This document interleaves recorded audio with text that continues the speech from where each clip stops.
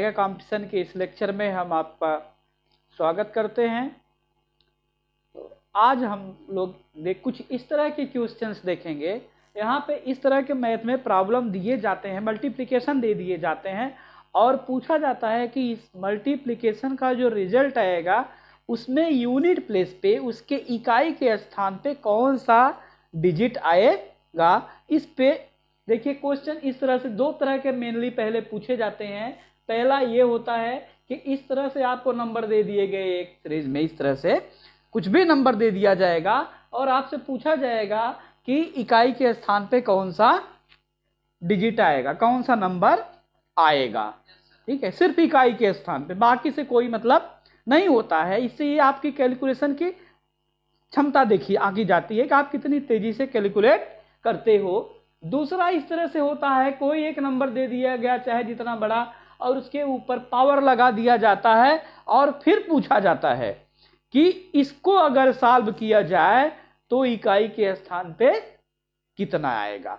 अगर स्क्वायर है, क्यूब है, तब तक तो हम पढ़ लेते हैं, आराम से कर लेते हैं, है ना। छोटे नंबर हो, 2 3 4 हो, लेकिन अब बड़े नंबर हो तो कुछ हमारे पास इस तरह के टेक्निक होनी चाहिए, रूल होनी चाहिए कि जिसको हम इसको आसानी से सॉल्व कर सकें, क्योंकि हमारे पास मैक्सिमम 25 से 30 सेकेंड होता है सॉल्व करने के लिए।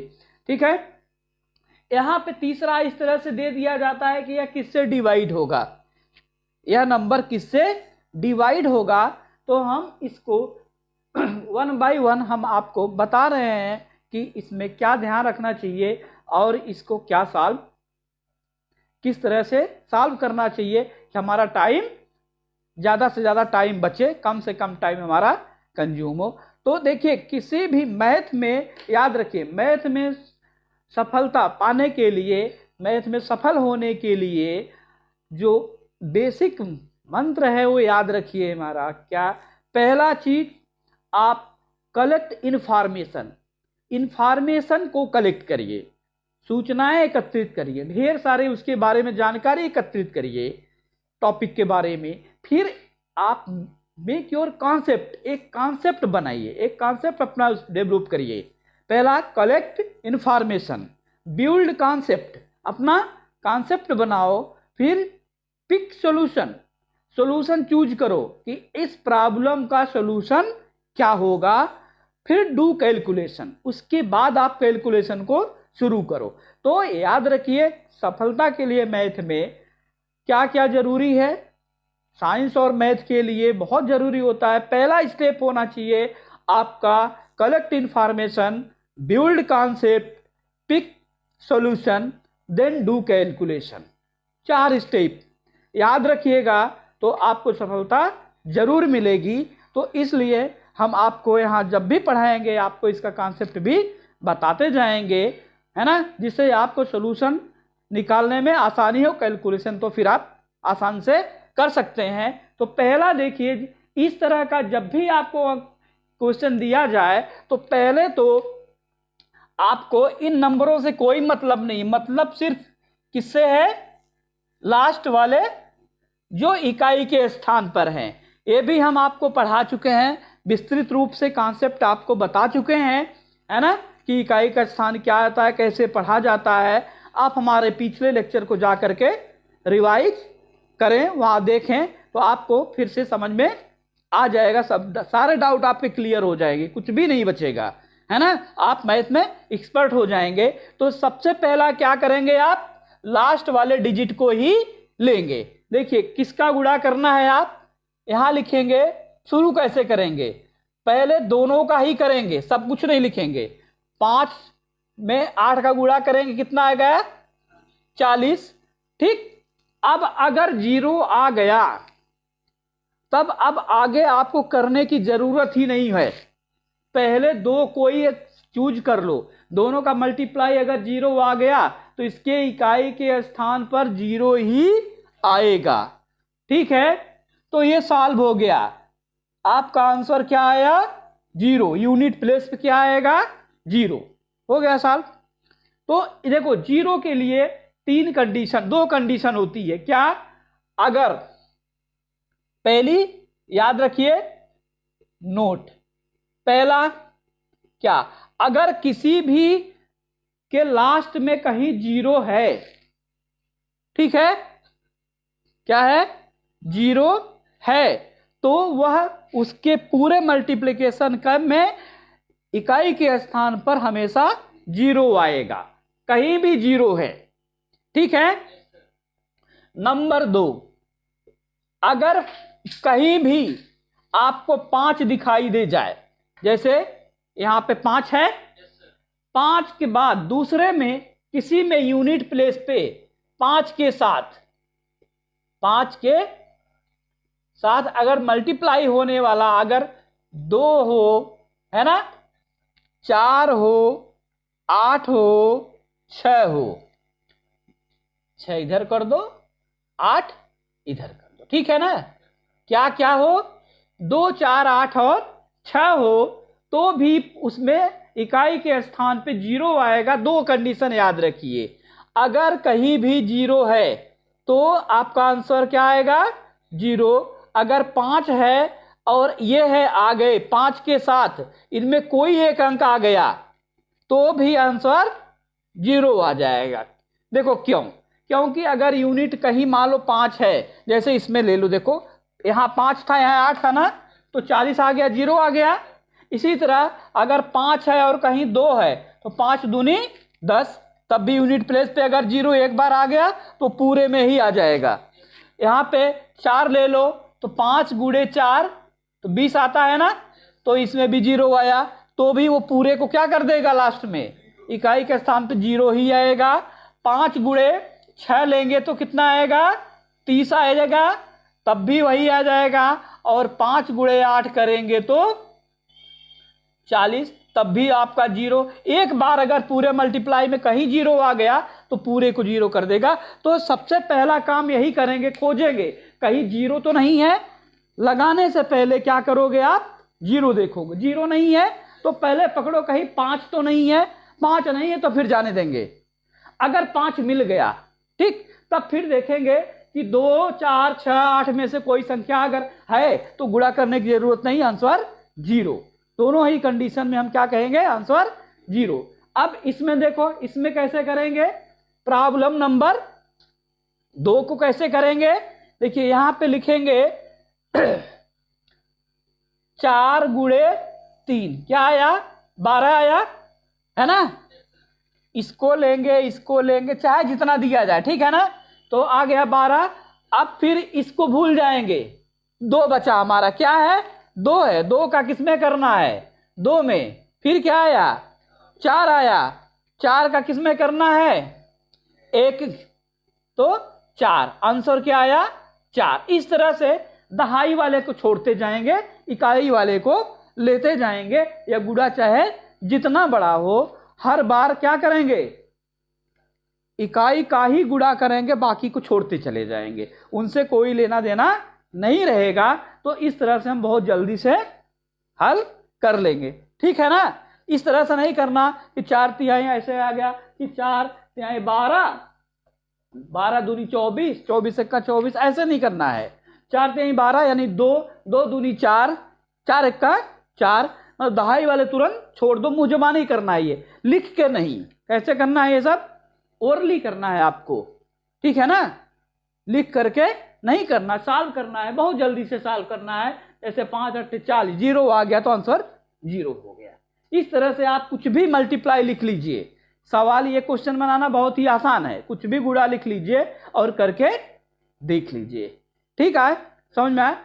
अब आते हैं इस पे कैसे सॉल्व करते हैं, देखो, है ना, इसको कैसे सॉल्व करते हैं। तो इसको क्या करते हैं, सबसे पहले इसको हम 4 से डिवाइड करते हैं, जो इसकी घात है उसको 4 से डिवाइड करेंगे। 73 को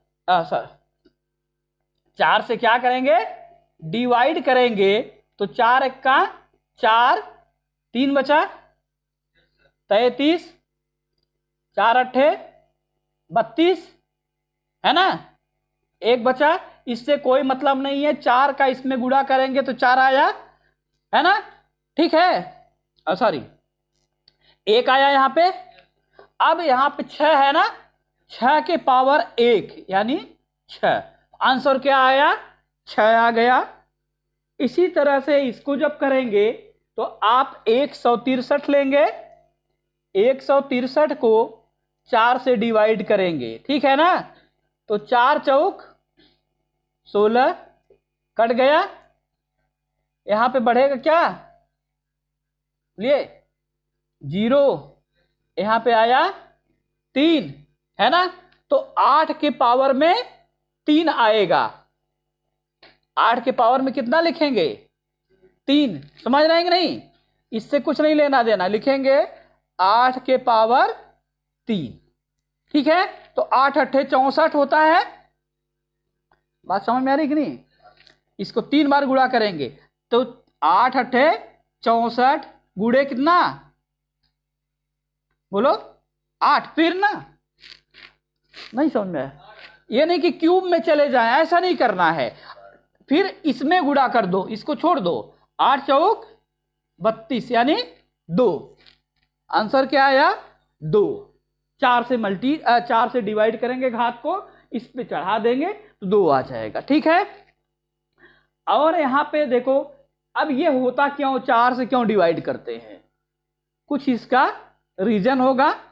ये तो हो गई कि शॉर्ट ट्रिक कि 4 से डिवाइड करके इस पे चढ़ा दें तो हम ऐसा कितना आएगा, इकाई का अंक आ जाएगा, जो भी घात शेष बचे उसी को इस पे लगा देना है, ठीक है। अगर यहां 5 है तो हमेशा 5 ही आएगा, 6 है तो 6 आएगा, 1 है तो 1 आएगा, 0 है तो चाहे जितनी घात हो 0 आएगा, वहां डिवाइड करने की जरूरत नहीं है। कब, अगर ये इकाई का अंक, ठीक है ना, क्या हो, हाँ यूनिट डिजिट, अगर ये 0 हो, ठीक, और 1 हो, 5 हो, 6 हो, तो चाहे जितनी घात हो वो आएगा उतना ही, याद कर लीजिए। क्या, अगर यहां पे ब्रैकेट के लास्ट वाला डिजिट जो है इनमें से कोई है 0, 1, 5 और 6, तो चाहे पावर जितनी बड़ी हो जाए या संख्या जितनी बड़ी हो, वो यूनिट प्लेस पे क्या आएगा, वही अंक रिपीट होके आएगा। पहला चीज याद रखिए, ठीक है।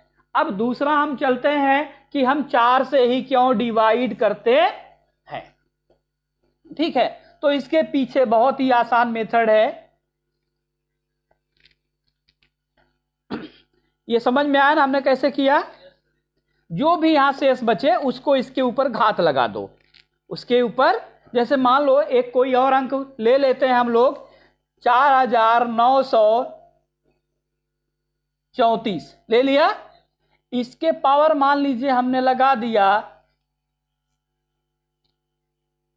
203, है ना। तो इसको क्या करेंगे, 203 को 4 से डिवाइड करना है आपको।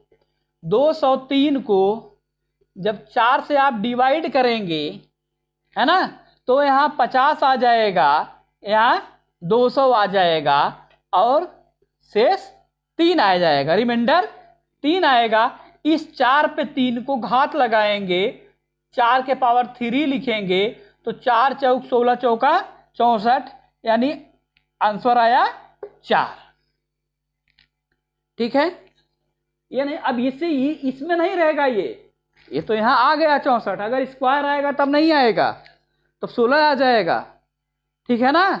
हाँ, तो इसलिए याद रखिएगा कि देखो जो भी शेष आए उस यहां लास्ट वाली जो अंक आपको दिखाएगी उस पे वो शेष लगा दो, तो इकाई का अंक आ जाएगा, हमेशा क्यूब तक ही आएगा, या तो 1 आएगा, ठीक है, क्यूब, ठीक है, या तो अगर 0 आए तो 4 वही वाला अंक फिर आ जाएगा, ठीक है, शेष कुछ ना बचे, शेष कुछ ना बचे तो वही आएगा, ठीक है, समझ में आ गया ना।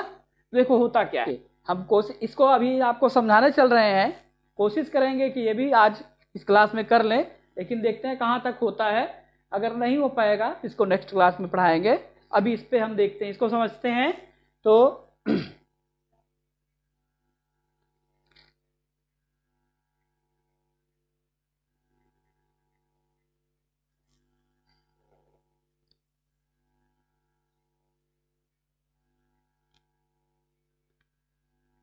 0 1 2 3 4 5 6 7 8 और 9। ठीक है, इतने अंक होते हैं। तो आपको पता है कि 0 का चाहे जितनी बार गुणा करें आपको 0 ही देगा। 1 का चाहे जितनी बार गुणा करें 1 गुणे 1, तो यहाँ पे आंसर क्या देगा? 1 ही देखा। फिर इसमें गुणा करें 1 का तो भी आंसर क्या देगा? 1 ही देगा। फिर इसमें 1 का गुणा करिए तो भी आपका आंसर यहाँ 1 मिलेगा। फिर इसमें, ठीक है ना, 1 का गुणा करें तो भी आंसर आपका 1, फिर वही जहां से चला था वहीं आ जाएगा। अब देखिए 2 में, है ना, 2 में यहाँ पे लिखें कि इसके गुणे 2, 2 का 2 में गुणा करेंगे तो क्या आएगा रिजल्ट? 4 आएगा। फिर इसमें अगर गुणे 2 करें तो आपका रिजल्ट आया 8। फिर इसमें अगर 2 का गुणा करें, फिर आगे करें तो कितना आया? 16। 1 2 3 बार हो गया। फिर इसमें 2 का गुणा करें तो रिजल्ट आया कितना? 32। 32 में यूनिट प्लेस फिर से 2 आ गया। देखो, एक चक्र घूमने के बाद फिर से इकाई के स्थान पे क्या आ गया? 2 आया कि नहीं आया? अब 3 ले लो, यहां पे 3 गुणे 3, समझ रहे हैं ना? 3 गुणे 3 करेंगे तो रिजल्ट जो आए यहां लिखो कितना आएगा? 9। 9 गुणे 3 करेंगे तो कितना आएगा? 27 आ जाएगा। 27 आया। यहां देखो 9 आ गया, यहां 7 आ गया इकाई के स्थान पे। फिर इसमें कितने का गुणा करना है? 3 का गुणा करेंगे तो इसमें करो, देखो इधर वाले को छोड़ दो तो कितना आएगा? 21। अब यहां 1 आ गया, है ना, इकाई के स्थान पे। फिर गुणे 3 करोगे, इसमें करना है केवल, तो फिर से आपका 3 आ गया। आया कि नहीं आया? 2 छंग 12 के 2, फिर 3 आ गया ना। 3 1 का 3। देखो यानी एक राउंड में 4 बार हो रहा है। जैसे हम 90-90 बताए हैं, 1 चतुर्थांश, 2 चतुर्थांश, 3 और 4। 4 का भी आप देख लें, 4 गुणे 4 तो कितना आएगा? 16, है ना। 16 गुणे 4 जब करेंगे तो 4 1 का 4 आ जाएगा। इकाई में करो केवल, है ना। पूरा भी कर सकते हो लेकिन कोई फायदा नहीं है लिखने का। फिर 4 में फिर से गुणा करो, 4 का फिर क्या आएगा? फिर से 16 आ जाएगा। 6, फिर जब इसमें आप गुणे 4 करोगे तो फिर 4 चौक 4 छक 24। समझ में आया कि नहीं? 24 तो इकाई का स्थान पे फिर से देखो 4 आया कि नहीं आया? है ना, आ रहा है ना। तो अब 5 का देख लो, गुणे 5 तो क्या आएगा? 5 आएगा। फिर इसमें गुणे 5 तो इस तरह से क्या आएगा? 5 5 बचे 25 के 5, ठीक है ना। देखो यहां पे करोगे 5 बचे 25 आया, 5 बचे फिर 25 आया। फिर इस 5 में फिर से 5 का गुणा करोगे, जब केवल इकाई ले रहे हैं, फिर 25 आएगा। फिर इस 5 में जब 5 का गुणा करोगे फिर से आपका क्या आएगा? 25 आएगा। 25 का 5 आया। तो ऐसे आप सब देख लीजिए, 9 तक करिएगा। खुद से आप 9 तक करेंगे तो आप देखेंगे कि एक राउंड होने के बाद, मतलब कि 4 बार होने के बाद फिर से वहीं हम पहुंच जाते हैं। यानी किसी भी संख्या के घाते 4 किया जाए, कि देखो 0 के पावर तो चाहे जितनी बार करोगे इकाई के स्थान पे 0 आएगा। यूनिट प्लेस पे 0 आएगा। 1 के पावर 4 करेंगे तो यूनिट के प्लेस पे 1 आएगा, 2 के पावर 4 करेंगे तो यूनिट के प्लेस पे 2 आएगा, समझ रहे हैं ना। और 3 के पावर 4 करेंगे तो इकाई के स्थान पे 3 आएगा। 4 के पावर 4 करेंगे तो भी इकाई के स्थान पे क्या आएगा, 4 आएगा। 5 के पावर 4 करेंगे तो इकाई के स्थान पे 5 आएगा। 6 के पावर 4 करेंगे तो बोलिए 6 आएगा। 7 के पावर 4 करेंगे तो 7 आएगा, है ना। इसी तरह 8 के घाते 4 तो इकाई के स्थान पे 8 आएगा। 9 के घाते 4 तो इकाई के स्थान पे 9 आएगा। तो 4 के गुणे में अगर घात है, जैसे 3 घाते 2 घाते 8 कर दें तो फिर से वही संख्या आ जाएगी।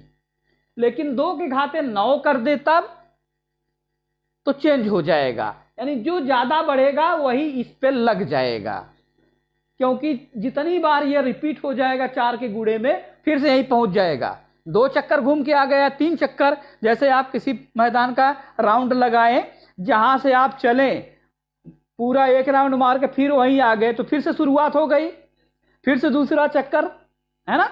तो बार बार वही 4 पे क्या होगा, हर 4 के गुणे में घात क्या हो जाती है, वही इकाई का अंक रिपीट होता है। इसलिए हम कहते हैं घात को कितने से डिवाइड करो, 4 से। समझ में आ गया, कॉन्सेप्ट क्लियर हो गया। अब ये नहीं भूलना चाहिए बिल्कुल कि 4 से क्यों डिवाइड करते हैं, कोई संशय नहीं कि ये कोई बहुत बड़ी ट्रिक, ऐसा नहीं है। आपको कॉन्सेप्ट क्लियर है तो आपको ट्रिक हमेशा याद रहेगी, है ना, कि 4 से कब कैसे क्यों डिवाइड करते हैं। ठीक है, अब हम चलते हैं इस वाले पे कि इस तरह से दिया जाए तो इसका डिवाइजर क्या होगा।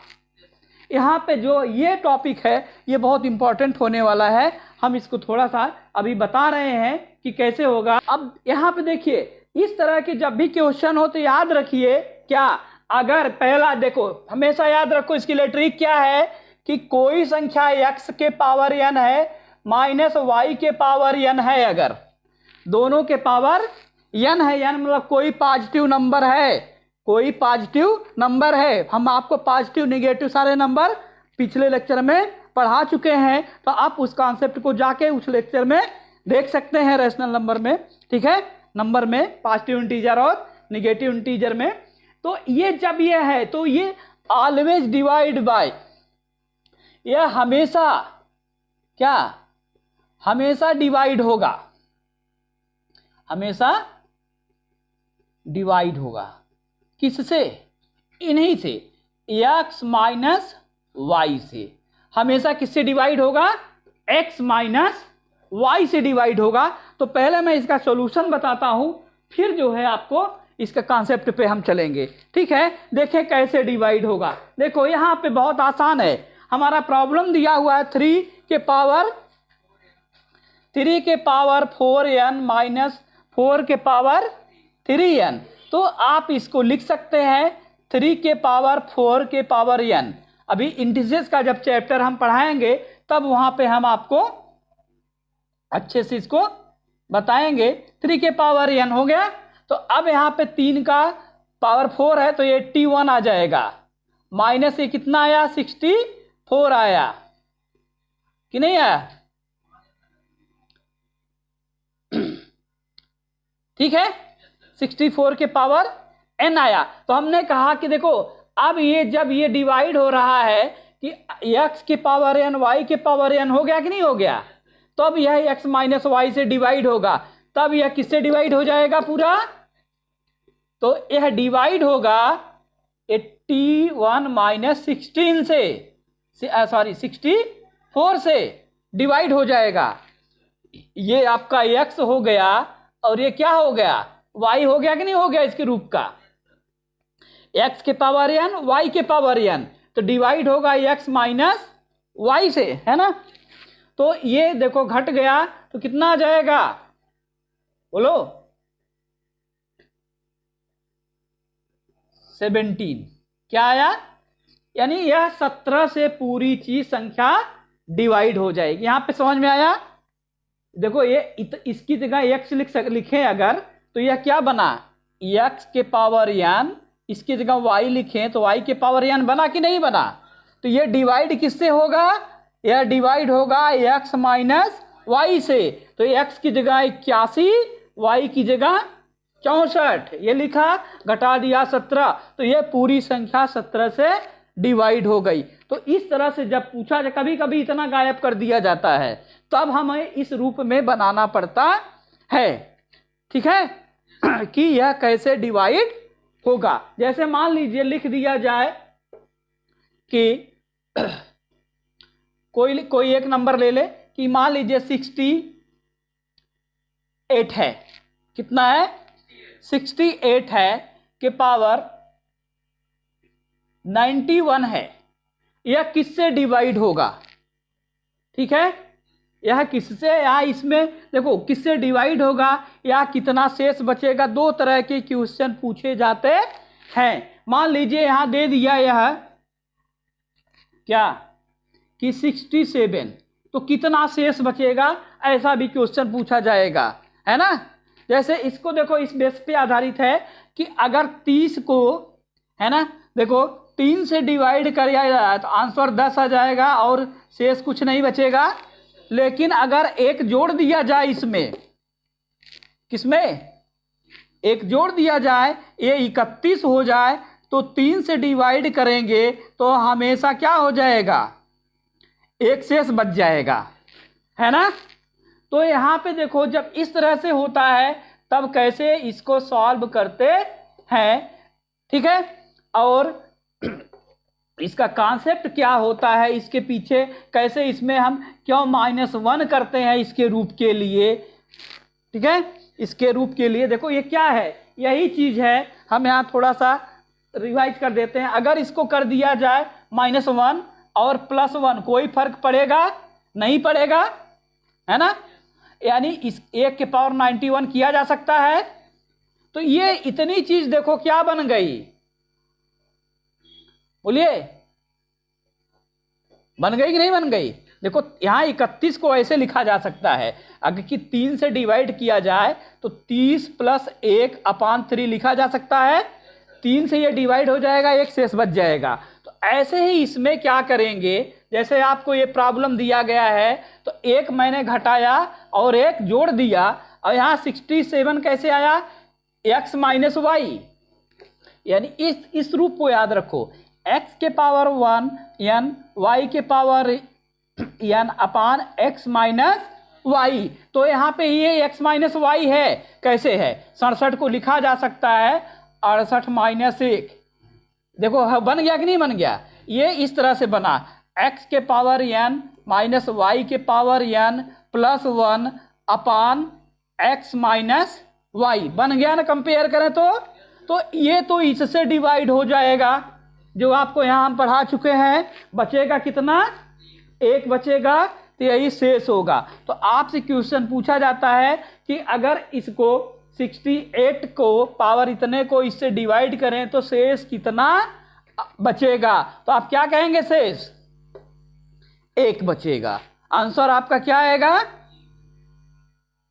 1, यानी 1 शेष बच जाएगा। कब, 68 के पावर 91 को करना था, 67 से अगर डिवाइड करेंगे तो शेष कितना बचेगा, ये आपका क्वेश्चन था, ठीक है। तो अब इसका कॉन्सेप्ट क्या है, ये हम आपको नेक्स्ट लेक्चर में बताएंगे, उसमें थोड़ा टाइम लगेगा, तो आपको समझना और भी आसान हो जाएगा कि यह कैसे और क्यों डिवाइड होता है। तो नेक्स्ट लेक्चर बहुत ही इंपॉर्टेंट होने वाला है, तो उसे मिस मत कीजिएगा ना। तो आज का लेक्चर हम समाप्त कर रहे हैं, मिलते हैं नेक्स्ट लेक्चर में।